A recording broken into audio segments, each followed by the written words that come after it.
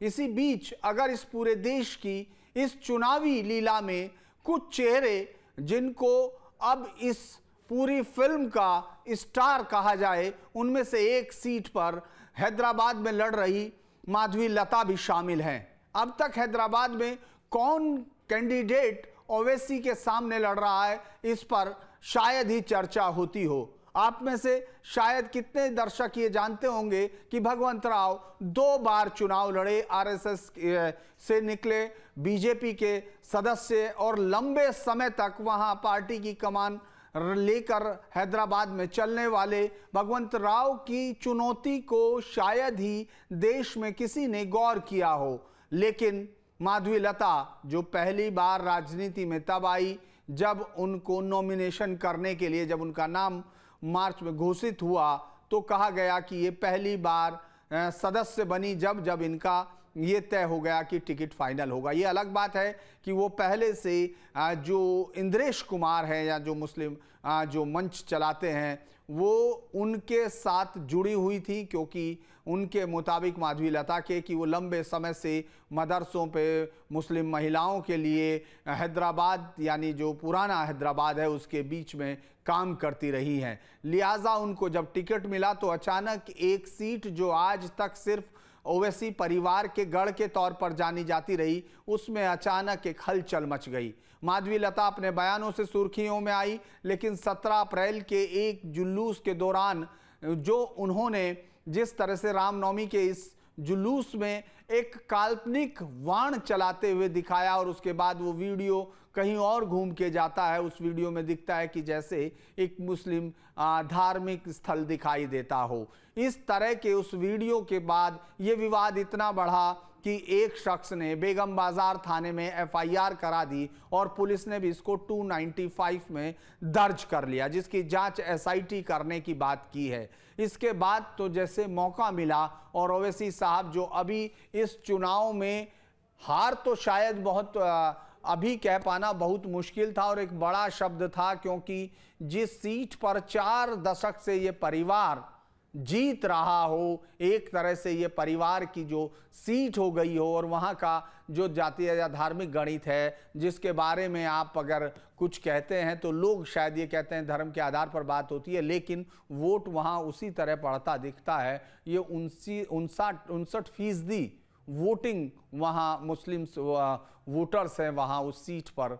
लगभग 18-19 लाख की सीट है और उससे भी बड़ी बात यह है कि वहाँ लाखों के वोट काट दिए गए हैं। इसमें देखना पड़ेगा कि 2019 से 2024 के बीच का ये वोटरों का कटा हुआ अंतर कितना प्रभाव अलग बदलता है, इस डेमोग्राफी पर असर डालता है। लेकिन माधवी लता ने इस पूरी सीट को चर्चा में ला दिया। अन्नामलाई के बाद माधवी लता एक तरह से इस पूरे परिदृश्य में बाद में आई, लेकिन फिर वो छा गई। आप हर चैनल पर, हर सोशल मीडिया पर, यूट्यूब पर या अखबारों में माधवी लता को उनके या तो वो श्लोक सुनाती हैं, अक्सर भजन गाती हैं, उनका गला बहुत अच्छा है, भरतनाट्यम की वो कलाकार भी रही हैं। और उससे भी बड़ी बात यह है कि जिस राजनीतिक विज्ञान की पढ़ाई उन्होंने की एमए तक, मुझे लगता है उसके सारे अध्याय हैं उनको सही से प्रैक्टिकल करती हुई दिखाई देती हैं। क्योंकि चुनाव में कहा जाता है कि पहला है आपका पर्चा और फिर चर्चा, तो वो चर्चे में हैं, पर्चा वो दाखिल कर चुकी हैं और अब जनता को देखना है। आज इसी पर बात करने के लिए कि क्या वाकई एक तीर जो छोड़ा वो निशाने पर लग गया है, क्या वाकई माधवी लता ने एक शांत ठहरे हुए पानी में बड़ी हलचल खड़ी कर दी, और क्या ये हलचल वाकई जीत तक पहुंच सकती है? क्योंकि पसमानदा और महिला वोटर्स को अपने हक में बता रही माधवी लता का कहना है कि पहली बार ऐसा होगा कि जो चार मीनार या उसके इलाका आसपास है वहां की मुस्लिम महिलाएं वोट करेंगी। मेरे साथ इस पर बातचीत करने के लिए अनुपम मिश्र जी हैं, जो वरिष्ठ पत्रकार हैं। आप जानते हैं घूमता आईना में उनको देखते हैं और उनका आईना मुझे लगता है कि बिल्कुल सही शक्लें दिखाता है। आपका बहुत बहुत स्वागत है अनुपम जी। और मेरे साथ राज किरण हैं। राज किरण साउथ इंडिया के उन अच्छे जर्नलिस्ट में से हैं जो वहां उठने वाली बारीक से बारीक घटना पर गहरी नजर रखते हैं। तो शुरुआत तो मैं पहले समझने की कोशिश करता हूं राज किरण से कि एफआईआर का मसला क्या है, और फिर मैं आऊंगा अनुपम जी के पास कि आखिर इतनी बौखलाहट क्यों है। अभी समझते हैं राज किरण, ये जो है मसला कि वो उस दिन जो हुआ उसके बाद जिस तरह से ओवैसी रिएक्ट किए और उसके बाद फिर एफआईआर होगी, अभी इस समय मसला क्या है, वहां चल क्या रहा है? जी हाँ धीरेन्द्र जी, अभी देखा गया तो रामनवमी के बाद यहाँ के समीकरण पूरी तरह से बदल गया है। मतलब वोट हिंदू अलग मुस्लिम अलग इस तरह से बढ़ गया है। असदुद्दीन ओवैसी पूरी तरह से कोशिश कर रहे हैं, जिस तरह से माधवीलता उस दिन उस बो एंड एरो का गेस्चर किया है उसको मुस्लिम समुदाय के लोगों में बड़ी खूबी से ले जा रहे हैं। कई सारे जलसे किए पिछले 4 दिन में, 4 से 5 जलसे किए हैं, और हर जलसे में असदुद्दीन ओवैसी बार बार इस चीज को दोहराते हुए मुस्लिम समुदाय के लोगों को जो सेंटिमेंट्स है वो हर्ट करने की बात कर रहे हैं, और यहाँ के माहौल बीजेपी माधवीलता खराब करने के आरोप भी कर रहा था। दूसरी तरफ देखा गया तो माधवीलता हिंदू वोट बैंक को इकट्ठा करने में इस गेस्चर के बाद उन्होंने यहाँ पर कंप्लीट हुए हैं। हिंदू एक तरफ अभी आगे है, जहाँ पर ग्राउंड लेवल पे देखा गया तो यहाँ पर माधवीलता बार बार ये बात कहती आ रही है कि मैं उस तरफ मस्जिद के तरफ या कोई रिलीजियस स्ट्रक्चर के तरफ हमने कुछ इस तरह से नहीं किया है, पर कोई वीडियोग्राफर ने उसको पैन करते हुए दूसरी तरफ मेरे आगे की तरफ जो मस्जिद था उसको दिखाकर इस पूरे वीडियो को वायरल किया जा रहा है, सोशल मीडिया में वायरल किया जा रहा है। और माधवीलता का आरोप है कि ये कोई एमआईएम या बीआरएस के नेता इस तरह से करे हैं। मगर ग्राउंड लेवल पे देखा गया तो पूरी तरह से समीकरण यहाँ पर बदलते हुए नजर आ रहे हैं। और उसके बाद असदुद्दीन ओवैसी ने एक बीफ शॉप पे जाकर काटते रहो इस बात किया है, और उसको लेके माधवीलता इस चीज को उठा रही है, पब्लिक में ले जाने की कोशिश कर रहे हैं। यहाँ पर असदुद्दीन ओवैसी यहाँ पर तुष्टीकरण राजनीति करने की आरोप कर रहे हैं। तो यहाँ पर ग्राउंड लेवल पे तो बहुत ही मतलब हीट दिखाई दे रहा है। तेलंगाना में अभी तक हैदराबाद के इतिहास में 40 साल में इस तरह की इलेक्शन कभी किसी ने नहीं देखा है, जो माधवीलता बीजेपी के उम्मीदवार आने के बाद यहाँ पर एक बीजेपी का एक कॉन्फिडेंस दिख रहा है कि कहीं ना कहीं बीजेपी अब की बार निकल पाएगी। मगर असदुद्दीन ओवैसी को ये मैं कहना चाहता हूँ, अब की बार जितना आसानी से हर बार 2 लाख से 3 लाख वोटों से वो असदुद्दीन ओवैसी जीतते आ रहे हैं, शायद उनके फादर भी सलाउद्दीन ओवैसी भी जीतते आए हैं, जितने आराम से जीतते थे अभी इस बार उतना आराम से जीतने में उनको थोड़ा बहुत दिक्कत हो पाएगा। जी हमारे साथ तो सैयद जाफर साहब भी जुड़े हैं, पहली बार जुड़े हैं, उनसे बातचीत करेंगे। आपका बहुत बहुत स्वागत है। लेकिन पहले अनुपम जी के पास मैं चलता हूं। अनुपम जी, क्या ये कोई बौखलाहट लग रही है? क्या आपको लगता है कि एक माधवीलता इतनी बड़ी चुनौती पेश कर सकती है? क्योंकि ओवैसी परिवार 40 साल से 1 2 10 5 15 20 नहीं 40 साल से उस सीट पर एक जागीर उनकी बन चुकी है, और लोकतांत्रिक जागीर मैं कहूंगा, क्योंकि वो जीत के आते हैं। मैं ये नहीं कह रहा हूं कि कोई इस तरह की जागीर है, लेकिन एक लोकतांत्रिक जागीर उनकी हो गई है कि वहां कोई भी हो। क्योंकि मैं यहां नाम ले दूं, आपको शायद लगेगा 1996 में वेंकैया नायडू हारे हैं 93,000 से, शायद 73 से, और उससे पहले चंद्रबाबू नायडू भी हार चुके हैं। तो ऐसा क्या है कि एक अनाम महिला जो इससे पहले जिनका कोई राजनीतिक अनुभव नहीं है वो आती हैं, तो क्या वो ओवैसी की चाल को समझ के उसी तरह खेलती हैं? इसीलिए ओवैसी इस फ्रंट पर थोड़ा सा आपको बौखलाते दिख रहे हैं, या ये ओवैसी की रणनीति है?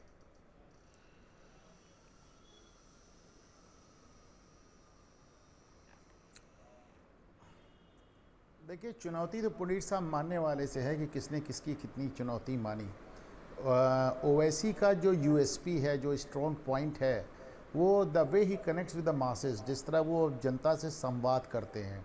आपने देखा उनकी बातचीत की एक विशिष्ट शैली है, और वो बड़े खुल के कम्युनल इश्यूज़ को उठाते हैं। आपको याद होगा कि उनके छोटे भाई अकबर ओवैसी, उनका 2014 में वो वीडियो जिसमें वो 15 मिनट के लिए पुलिस हटाने की बात कर रहे थे। तो एक उनका अपना एक बड़ा एग्रेसिव अंदाज़ है। लेकिन इधर जब से नरेंद्र मोदी प्रधानमंत्री बने हैं तब से ओवैसी काफ़ी कुछ एक बैलेंस करने की कोशिश कर रहे थे। और ज़माने बाद हमने उनका एक ऐसा वीडियो देखा जहाँ पे वो एक बीफ शॉप पे जाते हैं, हाथ में माइक लिए हुए हैं और पढ़ते हैं ज़ीशान बीफ शॉप, और फिर जाके वहाँ जाते हैं, वहाँ पे गाय या भैंस कटी हुई लटकी हुई है और उसको देख के कहते हैं काटते रहो काटते रहो। तो ये एक बड़ा प्रोवोकेटिव वीडियो था। ओवैसी को इस लिमिट तक क्यों जाना पड़ा? अभी देखिए आपसे बात हो रही थी, आज ही तो देख रहे हैं कि साहब ओवैसी अब जाके बिहार के लिए निकले हैं। ओवैसी उत्तर प्रदेश में चुनाव ही नहीं लड़ रहे, वो कहीं उन्होंने अपने कैंडिडेट नहीं खड़े किए और फाइनली उन्होंने कह दिया कि सर हम पल्लवी पटेल को समर्थन हैं। पल्लवी पटेल की पार्टी अभी कितना चुनाव लड़ पाएगी, क्या गठबंधन है, लेकिन ओवैसी चुनाव नहीं लड़ रहे हैं, यूपी में लड़ नहीं रहे हैं, बिहार में इतना लेट निकले हैं। यानी कहीं ना कहीं देखिए जीत हार तो बड़ी अलग सी बात है, क्योंकि हैदराबाद की सीट पे 60% मुस्लिम हैं। आप कितने वहाँ पे वो फर्जी वोट कार्ड दिए गए और कितने फर्जी कार्ड ख़त्म कर दिए गए, ये जानकारी तो मेरे पास नहीं, लेकिन 60% मुस्लिम बहुत बड़ी एक संख्या होती है। दूसरी तरफ जो भाजपा के उम्मीदवार हैं ये एक मुस्लिम महिलाओं के लिए ज़माने से बैंक चला रही हैं और वहाँ पे मुस्लिम महिलाओं को लोन वगैरह की व्यवस्था कराती हैं, मुस्लिम बस्तियों में ज़माने से काम कर रही हैं। हालांकि मेरा अपना तजुर्बा बताता है कि ये सब चीज़ें जब आप भाजपा के कैंडिडेट होते हैं तो बहुत चलती नहीं हैं। अभी आप देखिए 8 सीटों पे चुनाव हुआ, पहले चरण पे लगातार चर्चा हो रही है कि मुस्लिम वोट सपा को गया, बसपा को गया, कांग्रेस को गया, किसको गया, चंद्रशेखर को गया। कहीं आपने नहीं सुना होगा कि मुस्लिम वोट भाजपा को कितना गया। तो मुझे नहीं नज़र आता कि उनको मुस्लिम वोट मिलेगा। लेकिन इन सारे फैक्ट्स के बावजूद हकीकत ये है कि भाजपा उम्मीदवार ने ओवैसी को हैदराबाद तक सीमित कर दिया है। ये एक बहुत बड़ी बात है। वो ओवैसी जो हैदराबाद में पर्चा दाखिल करके पूरे देश का दौरा करना लगते थे, उनको मालूम था हैदराबाद में तो जाना अब ज़रूरत भी नहीं है, हम तो वहाँ तक जीत ही जाएंगे। वो ओवैसी हैदराबाद से निकल नहीं पा रहे हैं, पूरे उत्तर प्रदेश में वॉकओवर दे चुके, पहली बार किया ओवैसी ने ऐसा।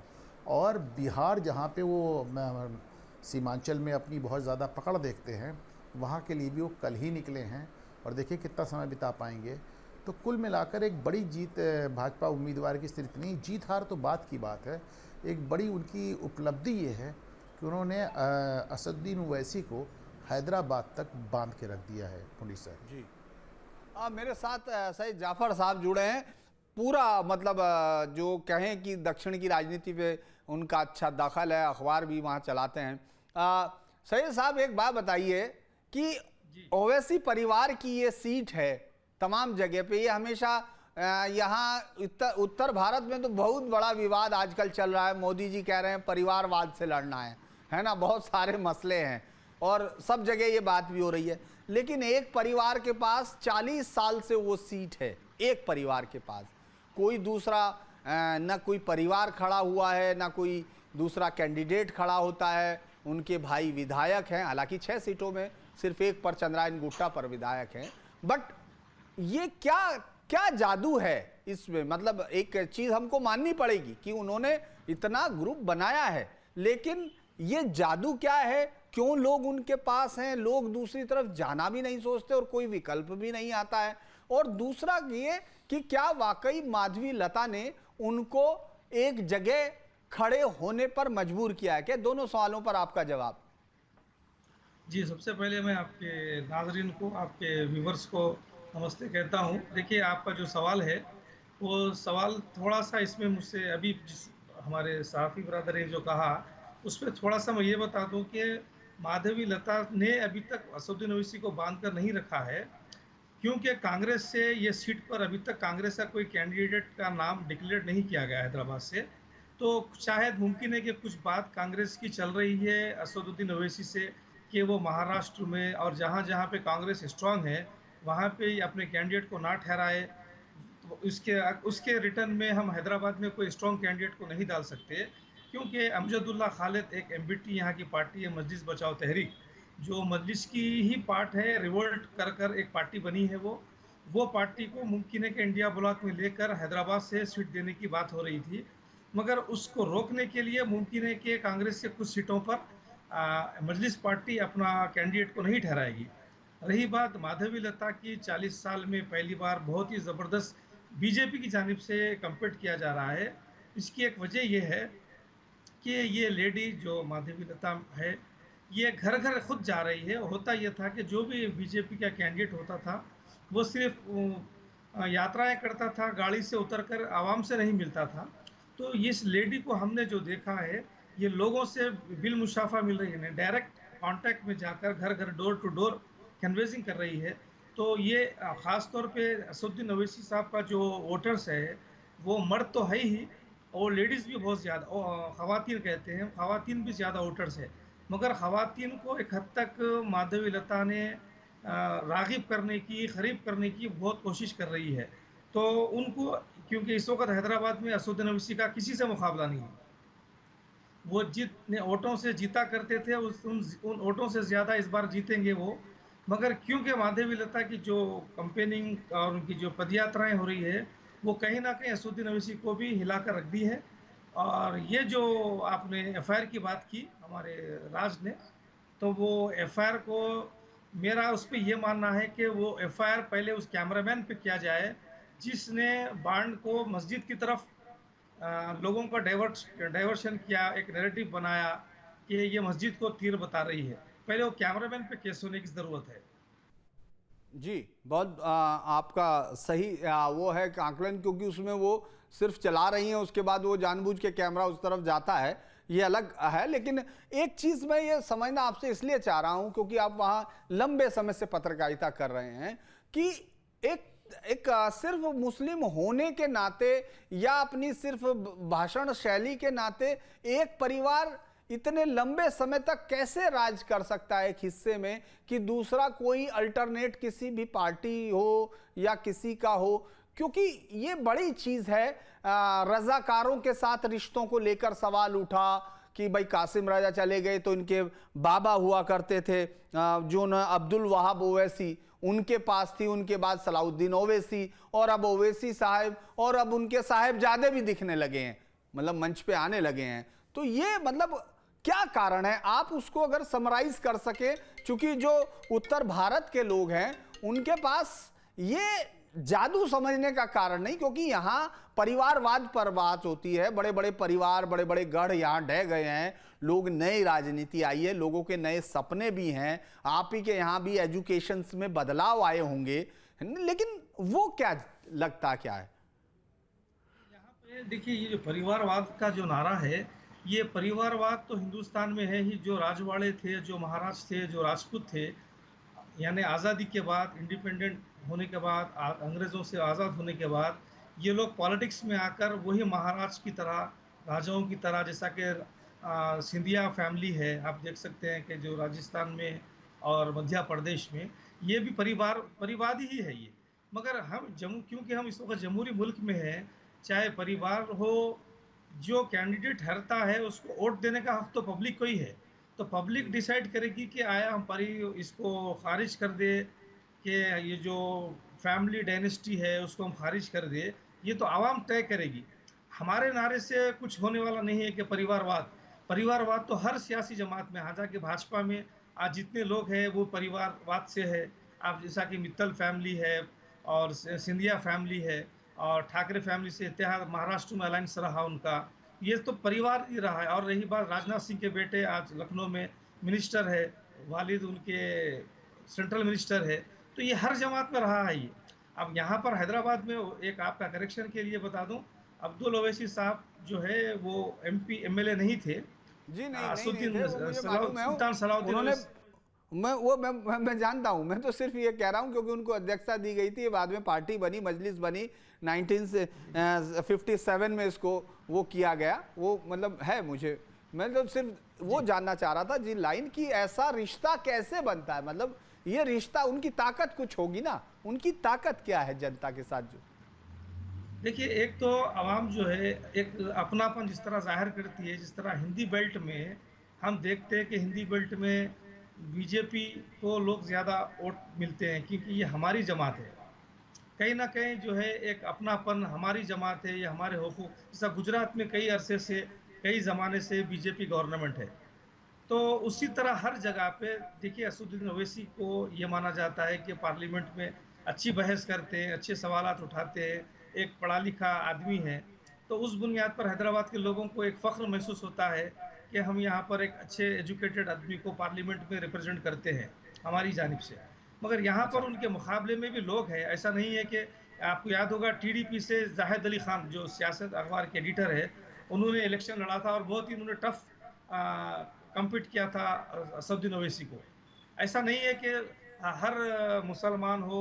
देखिए ये मुसलमान हिंदू वाली बात नहीं है। मजलिस इत्तेहादुल मुस्लिमीन एक पॉलिटिकल पार्टी है, उसको वो हिंदू भी वोट देते हैं जिस तरह बीजेपी को मुसलमान भी वोट देते हैं। मगर ये बताना कि पुराने शहर में तमाम मुसलमान रहते हैं, अब ये माधवी लता जो है कई मुस्लिम लोगों को साथ लेके फिर रहे हैं, मगर मुसलमान उनके साथ भी है।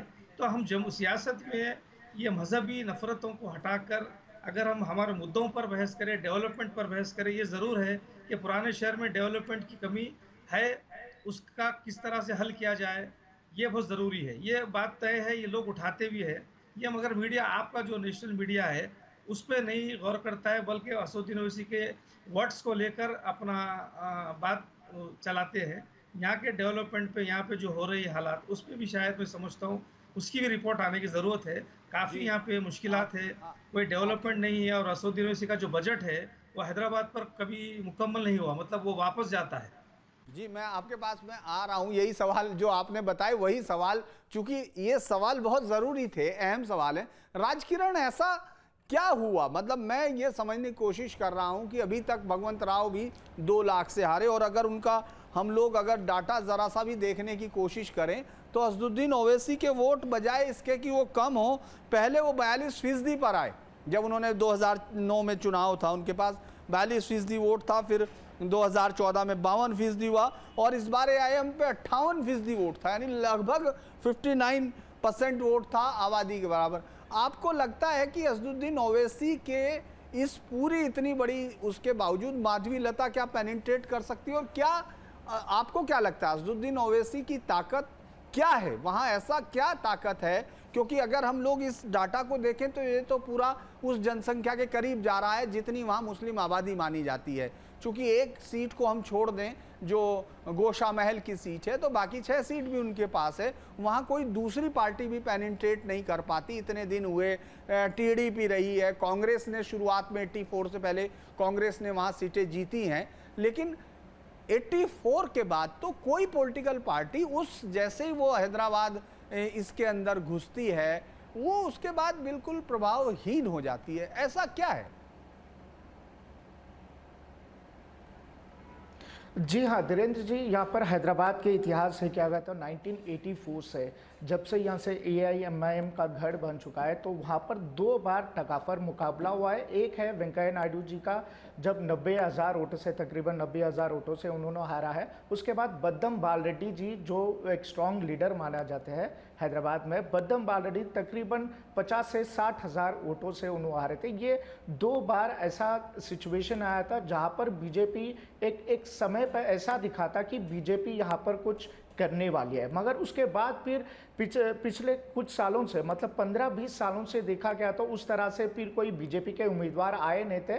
भगवत राव जी भले 2 बार यहाँ से कंटेस्ट किए थे, 2014 और 2018। 2014 के बाद जब 2018 की बात आती है तो भगवत राव जी को लोग यहाँ पर मतलब वोट बैंक के तरफ ज़्यादा उन्होंने दो बार के बाद उन्होंने सेकेंड टाइम जो है उनको ज़्यादा तवज्जो नहीं दिया है। उनको मतलब बीजेपी के वोटर जो रेगुलर सपोर्टर्स रहते हैं बीजेपी को, यहाँ पर हैदराबाद में देखा गया तो तकरीबन 2 लाख से 3 लाख के बीच एक वोट बैंक है। वो कोई भी बीजेपी के उम्मीदवार हैदराबाद में आते हैं तो 2 लाख कम से कम वोट मिलता है। तो भगवत राव जी को लास्ट टाइम जो जितना सपोर्ट मिलना चाहिए था बीजेपी के वोटर्स के तरफ से, मगर उतना नहीं मिल पाया। मगर अभी AIMIM की बात देखते हैं, जब से असदुद्दीन ओवैसी यहाँ के अध्यक्ष, AIMIM के अध्यक्ष बने हुए, यहाँ पे पूरी तरह से जो पुराना जो मजलिस पार्टी था असदुद्दीन ओवैसी जी आने के बाद पूरी तरह से बदल गया है।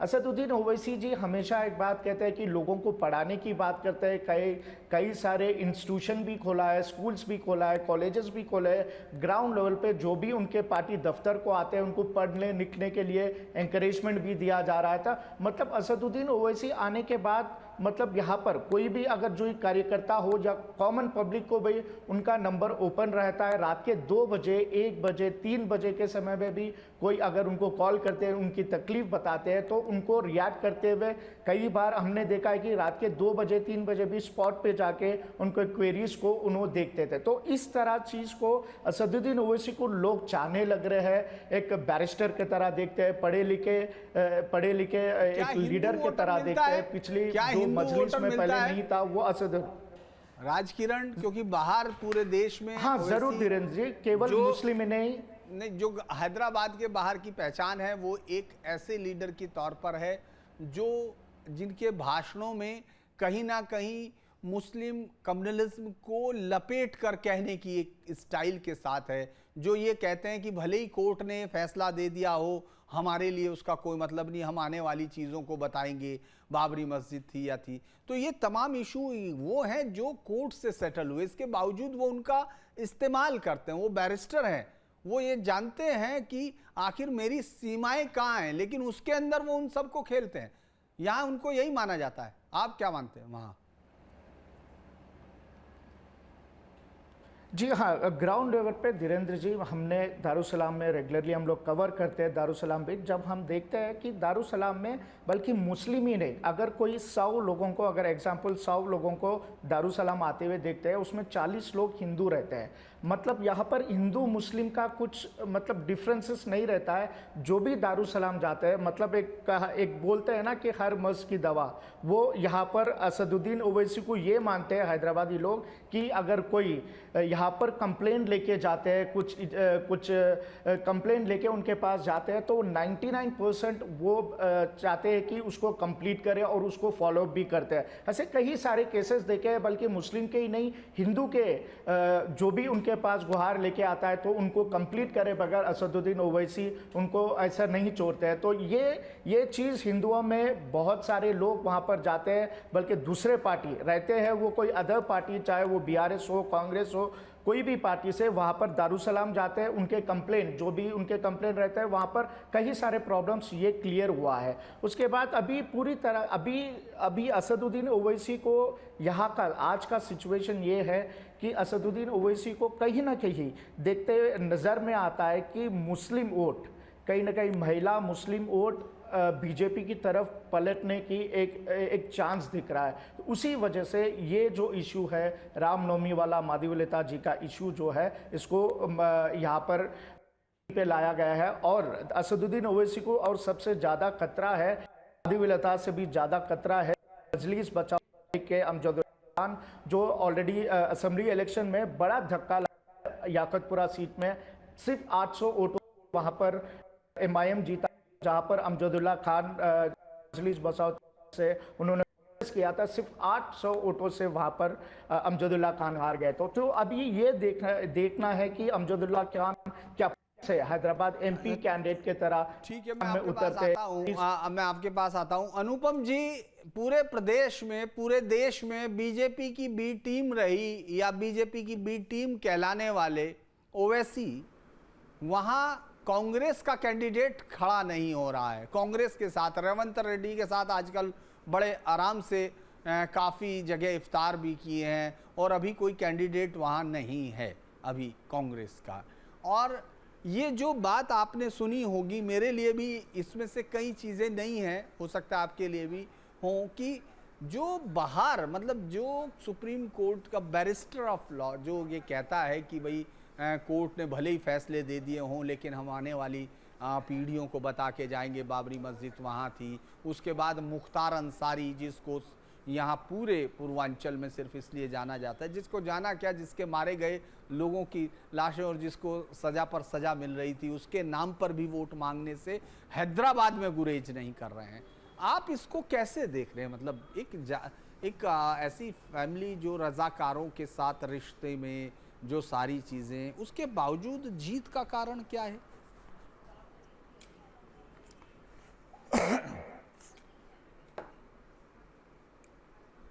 जीत का कारण डेमोग्राफी है पंडित साहब। ऐसा तो है नहीं कि ओवैसी ने आज तक जो रज़ाकारों का एक इतिहास रहा है उसके लिए कभी माफ़ी मांगी हो या उनको कभी बुरा कहा हो।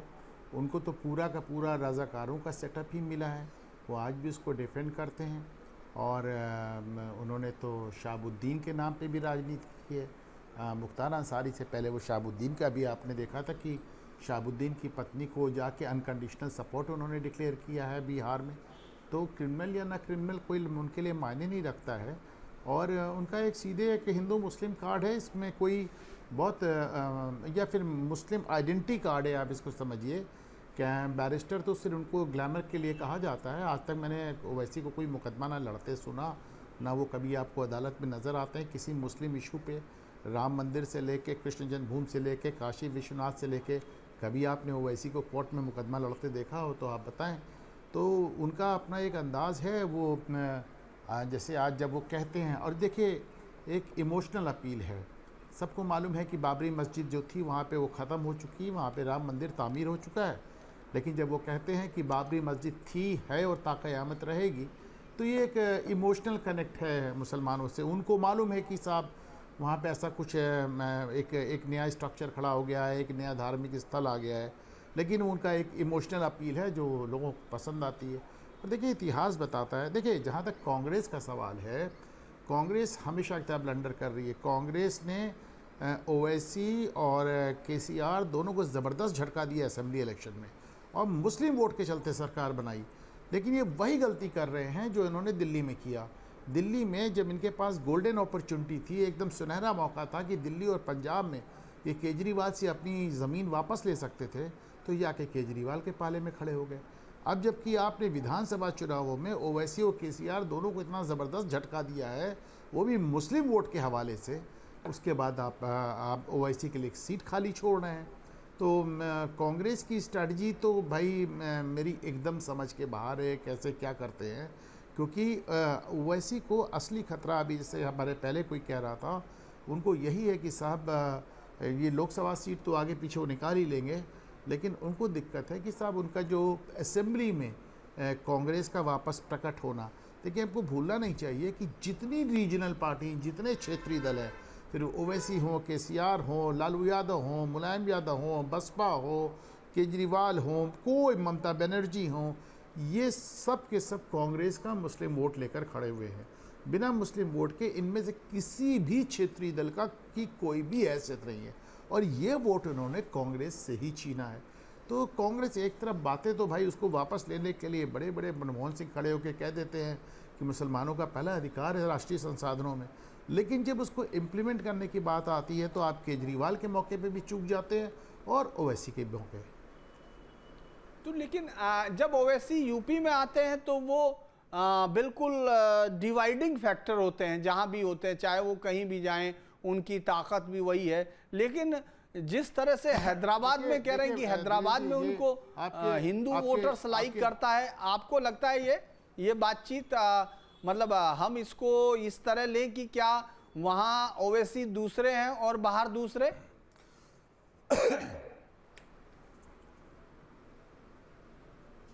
देखिए मेरी बात सुने, ओवैसी को कहा जाता है भाजपा की बी टीम, और उसमें कोई भी गलत नहीं है। देखिए मेरी आवाज़ आ रही है पुनीत साहब? जी आ रही है।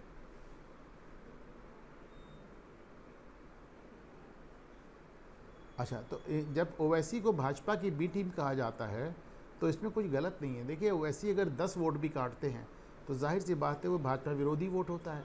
दूसरी बात, जितना वोट वो काटते नहीं हैं उतना अपने बयानों से, अपनी प्रेजेंस से, अपने अंदाज से, शैली से वो इतना पोलराइजेशन इकट्ठा कर देते हैं कि जो भाजपा में वोट डालने नहीं जा रहा होता, वो जैसे जो आज़म खान साहब ज़माने तक उत्तर प्रदेश में करते रहे, वही काम आके ओवैसी करते हैं। अब रही बात ये कि उनकी साहब हिंदू फॉलोइंग है नहीं है, जाहिर सी बात है सांसद हैं उनकी अपनी पार्लियामेंट्री उनकी कॉन्स्टिट्यूंसी में 40 से 42% हिंदू हैं। तो अब ऐसे तो संभव नहीं है ना कि वो तकरीबन आधे लोगों को कह दें हमारे यहाँ घुसा ही नहीं करो। लेकिन मुझे आज तक कम्युनल ग्राउंड्स पर दावे करने वाला, या कम्युनल ग्राउंड्स यानी मतलब इन पे कम्युनल ग्राउंड्स पर राजनीति करने वाला कोई नेता नहीं मिला जो ये दावा ना करता हो कि साहब हमारे हिंदू सपोर्टर्स बहुत ज़्यादा हैं। अभी आप देखिए इमरान मसूद को देख लीजिए, वो जब बात करेंगे वो ये कहेंगे कि साहब हमको मुस्लिम नेता के रूप में आप ना देखें, मेरे पास हिंदुओं का बहुत बड़ा सपोर्ट है। मैं माफिया की तरफ नहीं भी जाऊँ, अगर मुख्तार अंसारी, अतीक अहमद, शहाबुद्दीन, इन लोग के लिए तो जो कहा जाता है वो कहा ही जाता है। इसके अलावा जो मुस्लिम नेता जितने उठे हैं, चाहे वो फिर वो शहाबुद्दीन हो, चाहे वो आज़म खान हो, चाहे वो ओवैसी हो, आप किसी के बात देख लीजिए तो उनका हमेशा दावा रहता है कि साहब हमारे पास हमने हिंदुओं के इतने हमने काम करते समय हिंदू मुस्लिम नहीं देखा, हमारे पास हिंदुओं का बहुत बड़ा वोट है वगैरह वगैरह वगैरह। लेकिन हकीकत है कि अगर उन्हें कुछ हिंदू वोट मिलता भी होगा पुनीर साहब, तो ये सोच के मिलता होगा कि साहब ओवैसी को तो हारना नहीं है, फिर वोट बेच क्या करना। जी सैयद जफर साहब, इस पूरी लड़ाई में, इस बार के चुनाव में माधवी लता की जो ताकत है, क्या वो पसमानदा और मुस्लिम महिलाओं तक पहुंचने की उनकी ताकत है, या वो ये जो कह रही हैं कि उन्होंने मदरसों में और उन सब जगह में पिछले कई सालों से वो काम कर रही हैं, फिर उनकी एक जो हॉस्पिटल की तरफ से सर्विस या उनके जो 2 NGO हैं उनके माध्यम से उन्होंने काफ़ी लंबे समय से 8 से 10 साल का वो जितना वक्फा बताती हैं, तो क्या वो वाकई ये पेनिट्रेट करती हैं, ये वोट उनको मिल सकता है? क्या वो जो ओवैसी का एक पूरा जो कहना चाहिए प्रभाव है उसको तोड़ सकती हैं उस हिस्से में? कुछ ऐसा कोई एक ऐसी ग्राउंड? देखिए, इलेक्शन जो भी इलेक्शन होता है उसको बहुत ही जी जान से मजलिस पार्टी लड़ती है।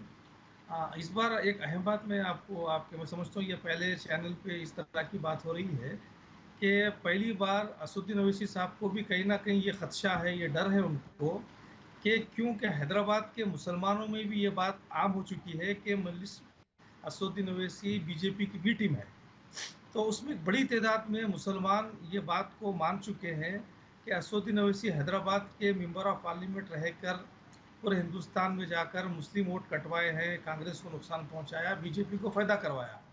तो इसी सबब याकुतपुरा हल्का है, यहाँ पे जो असेंबली का कॉन्स्टिट्यूंसी है उसमें एमबीटी ने 800 वोट से हारा है। तो वो उनकी जो स्टडी है, जो सर्वे है मजलिस पार्टी का, उसमें इस बात का पता चला है कि मुसलमानों में भी नाराज़गी पाई जा रही है असदुद्दीन ओवैसी को लेकर। तो उनकी पार्टी के कई लोग जो है बाहर निकले हैं, पार्टी को छोड़ा है, जिसमें एक ख्वाजा बिलाल है, इस तरह के और नाम है। तो ये लोग पार्टी से नाराज़ इसलिए थे कि वो राजा सिंह के मुकाबले में क्यों अपना कैंडिडेट को नहीं ठहराए, जबकि वहाँ पर एक बड़ी तादाद में 60,000 मुस्लिम वोट थे। तो ये नाराज़गी एक बड़ी तादाद में है। तो असदुद्दीन ओवैसी को ये बात का खदशा है कि अगर मुस्लिम वोट कटते हैं, मतलब वोट ना भी दे किसी और को, बीजेपी को ना दे मुसलमान वोट, मगर औरतों की, लेडीज़ के वोट और हिंदू वोट अगर एक जगह पोलराइज हो जाए और माधवलता वोट ले ले, तो शायद ये सीट कोई उनको मुतज़लज़ल ना कर दे, उनकी सीट को हिला ना दे।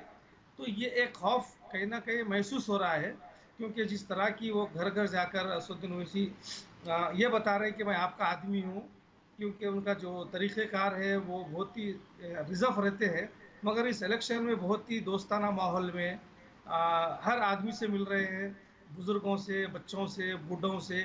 तो ये कहीं ना कहीं उनको भी एहसास है कि मैं आप ही का हूँ, मैं अभी पराया नहीं हुआ, ना मैं दिल्ली का हुआ हूँ, ना मैं बिहारी हुआ हूँ, मैं हैदराबादी हूँ। तो उनको हैदराबादी बताने की कोशिश भी की जा रही है, क्योंकि लोग नाराज़ है, ये बात मानना पड़ेगा हमको।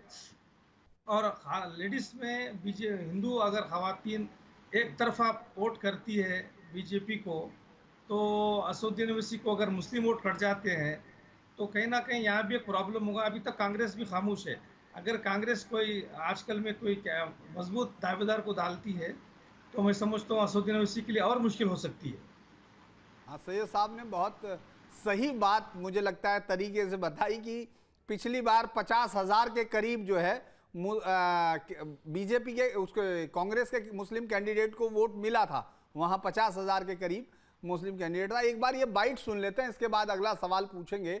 एक बार माधवी लता को सुनते हैं क्या कह रही हैं FIR के बाद। जूम करके देखो साहब आप, ये जो वीडियो चल रहा है ये श्री राम नवमी के दिन हम रामचंद्र जी को राम बाण से मानते हैं। राम बाण यानी सर्व दुष्ट निवारण और सर्व दुख निवारण। हम ओल्ड सिटी में हर भाई और बहनों का, पसमंदे अपसमंदी के लोगों का अपना दुख निवारण के लिए ये जो है हम उस दिन रामचंद्र जी से प्रार्थना कर रहे थे। अब यहाँ पे मस्जिद कहाँ आया बताओ आप। असदुद्दीन जी ना माहिर हो गए, भड़काऊ स्पीच ही दे रहे थे अब तक, और भड़काऊ वीडियोस भी बनवाने लग गए लोगों से। तसल्ली नहीं हुई इनको आज तक, बंटवारा करने में जो आगे निकले ना, तसल्ली नहीं मिली इनको। लेकिन साहब हमारे सर पे तो राम का भी हाथ है, रहीम का भी हाथ है, भूलो नको आप। हमारे नरेंद्र मोदी भाई मुसलमानों के लिए भी आगे बढ़ रहे और हिंदुओं के लिए भी आगे बढ़ रहे, सिख के लिए भी आगे बढ़ रहे और ईसाई के लिए भी लोगों के लिए भी आगे बढ़ रहे। असदुद्दीन जी के इस प्रकार से देश को बंटवारा करके एक पाकिस्तान कर लिए, इनको तसल्ली नहीं मिली। जो धनुष था नहीं, जो बाण था नहीं, जो तीर था नहीं, हमने उस दिन एक त्योहार के महोत्सव के जैसा वहां पे जैसे दिवाली पे पटाखे जलाते हैं, हमने राम बाण चलाई है। उस मोबाइल में कहीं पे भी जहां हम तीर चला रहे थे मस्जिद नहीं था। अभी आप उस फोन को कोई और दिशा में दिखाना चाह रहे हो तो मस्जिद ही नहीं कुछ और भी आप दिखा सकते हो अगर आप चाहते हो तो। देखिए मस्जिद जो ये बीचों बीच यहाँ पे मस्जिद है, ये मस्जिद को तोड़ा गया है। ये मस्जिद कहाँ है? 97, 98, 99 बालापुर में है। और पता है इस मस्जिद का क्या उम्र है? ये जो बंदा मेरे ऊपर FIR किया है, मुझे पता है ये भी इनका एक कीत तोता है। अरे मुसलमान भाइयों जागो जागो, ये कहीं मस्जिद को भी नहीं छोड़ता, ये कहीं मंदिर को भी नहीं छोड़ता। ये लोग जो सच्चाई में बाहर निकालने आई हूं, जिस वक्त बोर्ड का हर सच में बाहर निकालूंगी, इसी का डर लग गया इन लोगों को। इनको पता है मैं मुसलमानों के साथ ठहरूंगी, इनका ये हरकत नहीं चुप बैठूंगी। देखिए राजकिरण, अभी तक जो बहुत बड़ा नाम है, जो एक बड़ा अजीब से किस्म का दोस्ताना है, जो सैयद साहब ने बताया कि राजा सिंह के सामने, टी राजा सिंह के सामने कैंडिडेट भी नहीं खड़ा किया, और टी राजा सिंह जो है अभी तक तो दिखे नहीं है साथ में। अभी तो कोई इस तरह की कैंपेन मैंने नहीं देखी है जिसमें टी राजा सिंह गांव उसमें घर घर जा रहे हो और कह रहे हो कि माधवी लता को जिताना है। इस तरह से बंडी संजय भी मुझे तो नहीं दिखे हैं। अगर आपके पास, चूंकि आप वहां देख रहे हैं रोज डे टू डे एक्टिविटी, उसी तरह जी कृष्ण रेड्डी भी, जो लोग चेहरे थे वहां, बड़े चेहरे थे, वो कहां हैं? क्या वो माधवी लता के साथ आपको घूमते हुए दिख रहे हैं क्या? नहीं धीरेन्द्र सर, मैं यहाँ पर एक बात आपको कहना चाहता हूँ कि यहाँ पर जो माधवी लता जो लड़ रहे हैं, एक तरफ बीजेपी के अंदरूनी लोगों से लड़ रही है और दूसरी तरफ मजलिस पार्टी से लड़ रही है। यहाँ पर दो तरफ की लड़ाई हो रही है माधवी लता जी की, क्योंकि बीजेपी कैडर पूरी तरह से, कोई भी बीजेपी कैडर इनको सपोर्ट करने आगे नहीं आ रहे, चाहे वो टी राजा सिंह हो या बंडी संजय हो या किशन रेड्डी हो। क्योंकि हमने ग्राउंड लेवल पे जब देखा गया था, स्टार्टिंग में हमने रिपोर्टिंग किया था, जो नॉर्मल कार्यकर्ता से, कुछ लोकल लीडर से हमने बात किया था, उन्होंने पूरी तरह से असंतुष्ट इनको इज़हार किया है कि वो बोल रहे कि माधवी लता एक पैराशूट के तरह यहाँ पर आई है और यहाँ पर सडनली पार्टी में कुछ है ही नहीं जब उनको टिकट दे दिया गया। इस तरह के शुरुआती दौर में सुनाई दे रहा था, मगर जैसा जैसा बाद में कुछ इंटरव्यूज़ देखे हैं, उनका वीडियोस वायरल हो रहे हैं, उसके बाद कुछ मतलब लोकल जो वोटर्स है उनके तरफ दिखाई दे रहा है, मगर बीजेपी के कार्यकर्ता पूरी तरह से माधवी लता को सपोर्ट नहीं मिल रहा है, चाहे वो तेलंगाना बीजेपी के तरफ से हो या लोकल कैडर हो। ये एक साफ तौर पर राजा सिंह तो खुलेआम बता दिया है अपने से बात करते हुए कि अब की बार हैदराबाद में माधवी लता नहीं जीतने वाली है, क्योंकि यहाँ पर तकरीबन 6 लाख बोकस वोट है, जिसमें से 5 लाख निकाल देने की बात कह रहे हैं GHMC, पर वो 15 असेंबली सीटों में निकाल दिया गया है। बल्कि हैदराबाद में 7 पार्लियामेंट्री सीट्स आते हैं, जिसमें तकरीबन 6 लाख वोटर्स के दावा कर रहे थे माधवी लता या टाइगर राजा सिंह, ये दो लोग जो दावा कर रहे थे, मगर उसमें से जो वोट्स निकाले गए हैं ये 7 पार्लियामेंट सीट में से वो तकरीबन हिंदुओं के वोटर निकाले गए हैं। और राजा सिंह का ये भी कहना था कि माधवीलता जिस तरह से टीवी पे दिख रहे हैं, जिस तरह से ग्राउंड लेवल पे जा रहे हैं, मगर उस तरह से कुछ होने वाला नहीं है और माधवीलता हारने वाली है। ये बात राजा सिंह ने अपने न्यूज़ नेशन से बात करते हुए ये कहा है। इससे साफ तौर पर नाराजगी क्लियरली दिखाई दे रहा है, चाहे वो बीजेपी कैडर में हो या बड़े लीडर में हो। अनुपम जी, इस तरह की बातचीत आपने सुनी है बीजेपी में कि खुलेआम सीधे तौर पर अपने ही कैंडिडेट को हारने की बात, और ये उस जगह पर चूंकि ये कहा जाता है कि आप पहले तो अपनी चर्चा में लाना होता है, तो चर्चा में लाने में एक नेता कामयाब हुई, आप लंबे समय से उसी चर्चा के सहारे सत्ता में हो, लेकिन जीतने में एक सीट के अलावा कामयाब नहीं होते हो। इसके अलावा हम लोग जी किशन रेड्डी, बंडी संजय, इन बड़े नामों को देखते हैं जिनके ऊपर जिम्मेदारी थी, लेकिन वो अभी, हालांकि जो डाटा सर्वे है वो तो बता रहे हैं कि वहाँ कांग्रेस काफ़ी अच्छी लड़ाई में है, लेकिन ये लोग एकजुट नहीं हैं, ऐसा पार्टी के अंदर बीजेपी के कम देखा जाता है।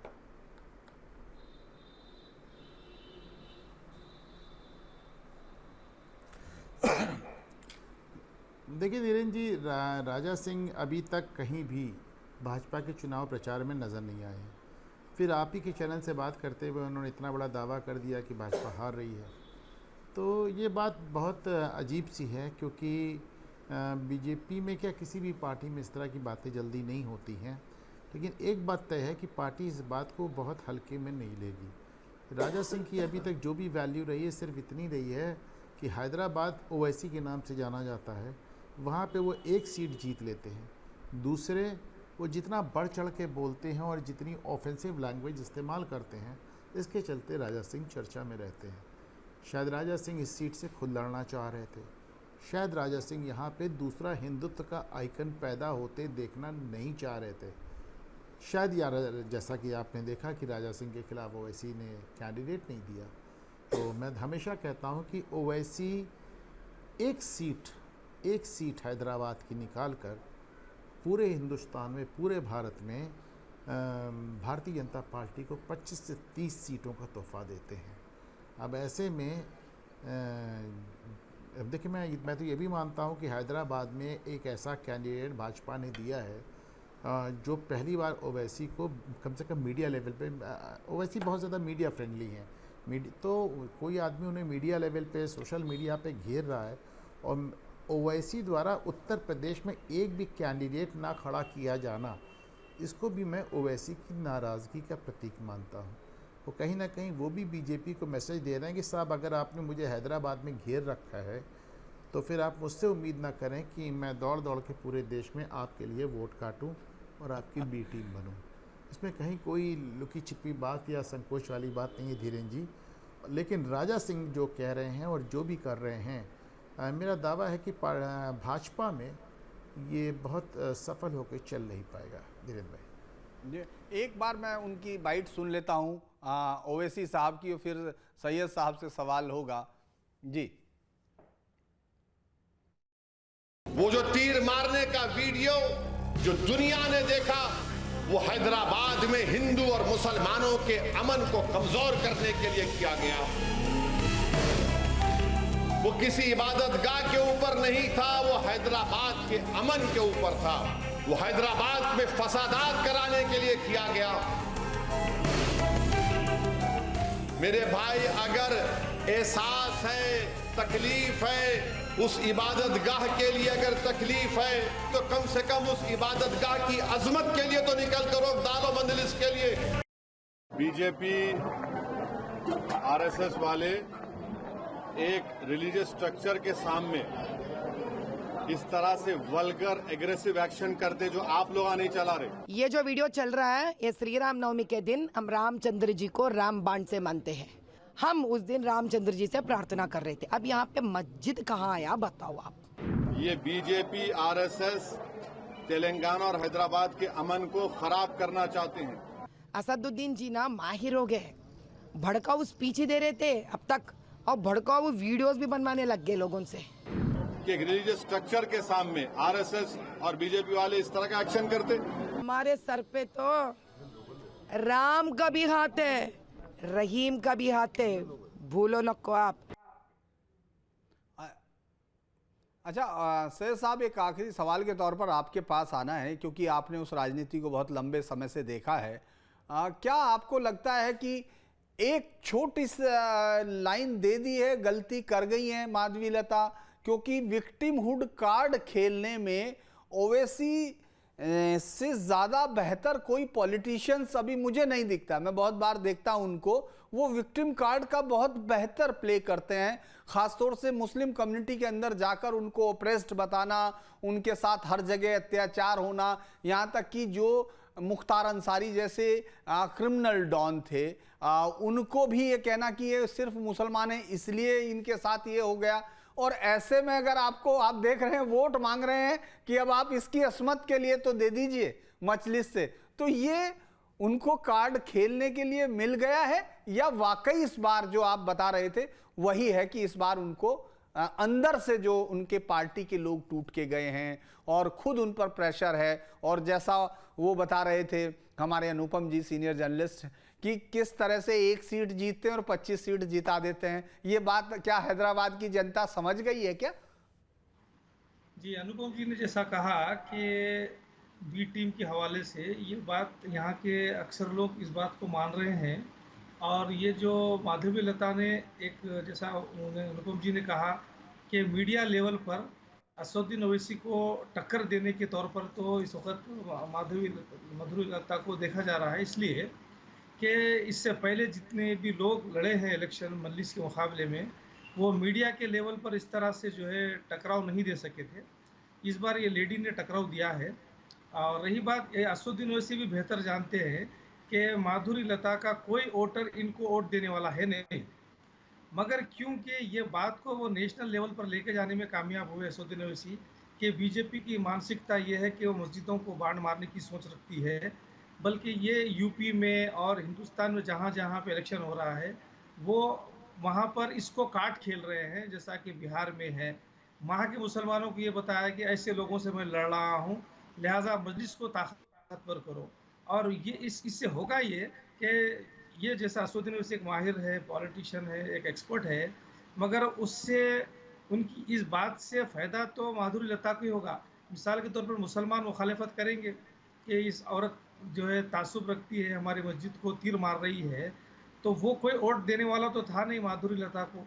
उनको जो वोट देने वाला है वहाँ पर वोट बढ़ सकते हैं। और वो जो लेडी कह रही है कि मेरे सर पर राम का भी हाथ है, रहीम का भी हाथ है, तो यानी एक सेकुलरिज्म वाली बात तो कर रही है ज़ाहिरी तौर पर। असदुद्दीन ओवैसी साहब को भी चाहिए मेरे पास भी रहीम का सर पे हाथ है और राम का मेरे साथ राम के लोग हैं बोल के भी कहना चाहिए। जी मुझे लगता है कि एक बेहतरीन चर्चा आप सब लोगों के साथ रही, आप सब लोग जुड़े, उसके लिए बहुत बहुत धन्यवाद।